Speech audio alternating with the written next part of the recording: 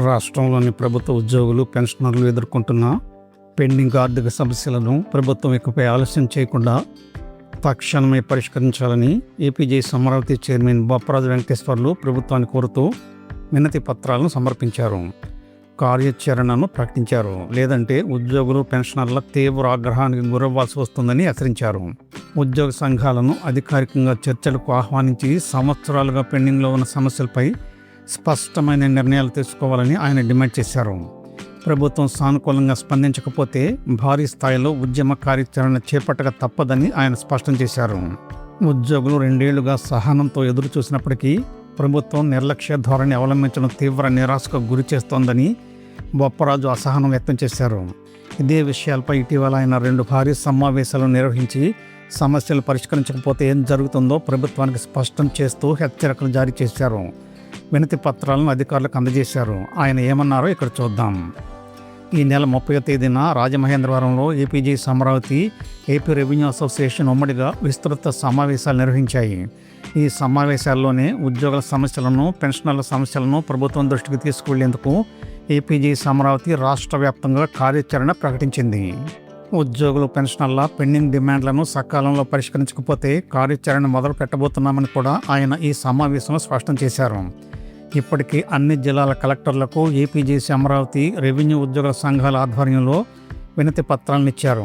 తూర్పుగోదావరి జిల్లా కలెక్టర్ కీర్తి చేకూరిని బొప్పరాజు వెంకటేశ్వర్లు స్వయంగా కలిసి ఉద్యోగులు ఎదుర్కొంటున్న ఆర్థిక ఇబ్బందులను వివరిస్తూ వినతి పత్రం సమర్పించారు.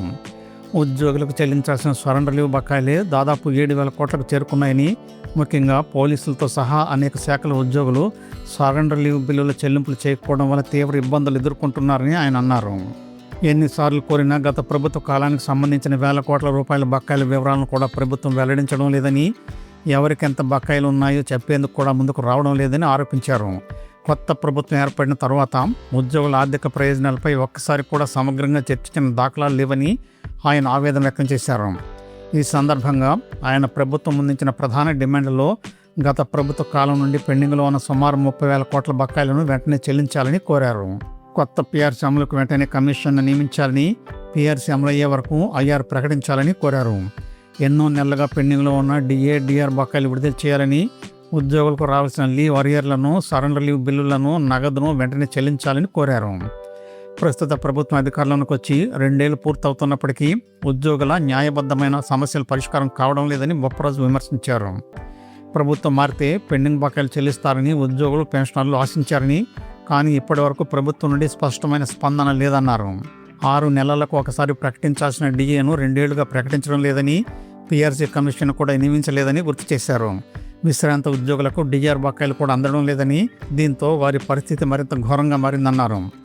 బొప్పరాజు వెంకటేశ్వర్లు మాట్లాడుతూ ఉద్యోగులకు ఈ జూలైతో కలిపి మొత్తం 5 డిఏలు, డిఆర్ పెండింగ్లో ఉన్నాయని, ఈ ప్రభుత్వ హయాంలో ఏర్పడిన డిఏ, డిఆర్ బకాయిలు కూడా భారీగా పెరిగిపోయాయని ఆయన తెలియజేశారు.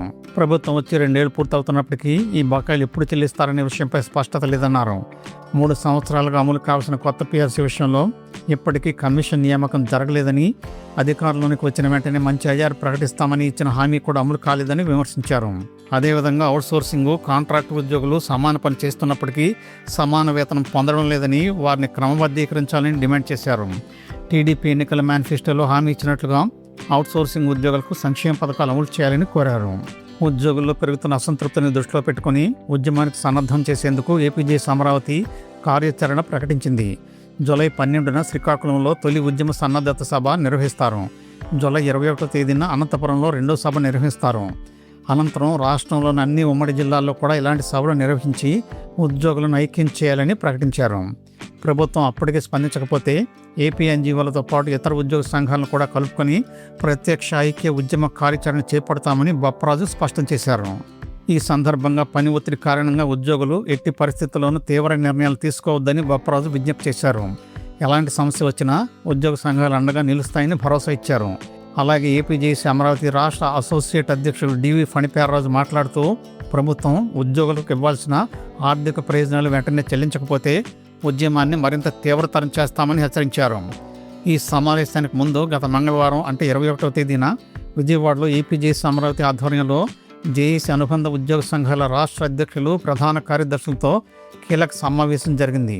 జేఏసీ చైర్మన్ బొప్పరాజు వెంకటేశ్వర్ల అధ్యక్షతన జరిగిన ఈ సమావేశంలో ఉద్యోగుల దీర్ఘకాలిక సమస్యల పరిష్కారానికి రాష్ట్ర వ్యాప్తంగా ఉద్యమాన్ని మరింత పటిష్టంగా ముందుకు తీసుకువెళ్లాలని నిర్ణయించారు. ఈ సమావేశంలో కూడా జూలై 12వ తేదీన శ్రీకాకుళంలోనూ, జూలై 21వ తేదీన అనంతపురంలోనూ ఉద్యమ సన్నద్ధత సభలను నిర్వహించాలని పునరుద్ఘాటించారు. ప్రభుత్వం జాప్యం లేకుండా ఐఆర్ ప్రకటించాలని, 12 పిఆర్సీ కమిషన్ను నియమించాలని, డిఆర్లను విడుదల చేయాలని, 11 పిఆర్సీ బకాయిలను చెల్లించాలని, ఉద్యోగులు పెన్షన్లకు సంబంధించిన అన్ని ఆర్థిక డిమాండ్లను వెంటనే పరిష్కరించాలని మరోసారి డిమాండ్ చేశారు. ఉద్యోగుల ఆకాంక్షలకు అనుగుణంగా అవసరమైతే ఐక్య ఉద్యమ కార్యాచరణ చేపట్టేందుకు సిద్ధంగా ఉండాలని సమావేశంలో పిలుపునిచ్చారు.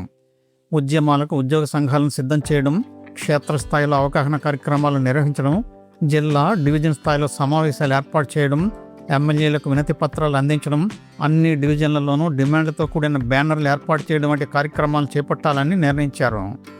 ఉద్యోగుల హక్కులు, పెండింగ్ సమస్యల పరిష్కారం కోసం ప్రభుత్వంపై మరింత ఒత్తిడి పెంచే విధంగా ఉద్యమ ఐక్య కార్యాచరణను విస్తరించాలని సమావేశం ఏకగ్రీవంగా తీర్మానించింది. అయితే గత అక్టోబర్ 18వ తేదీన మంత్రివర్గ ఉపసంఘంతో సమావేశం జరిగింది. సీఎం గారు కూడా యూనియన్లతో నేరుగా చర్చించారు. డిఆర్ బకాయిలు 30 నుండి 60 నెలల వరకు చెల్లించారు. పెన్షనర్ల రిటైర్మెంట్ బకాయిలు 7,000 కోట్ల వరకు చెల్లించారు. ఇప్పటికే మొత్తం 30,000 కోట్ల బకాయిల్లో ఇంచుమించు సగం వరకు చెల్లించారు.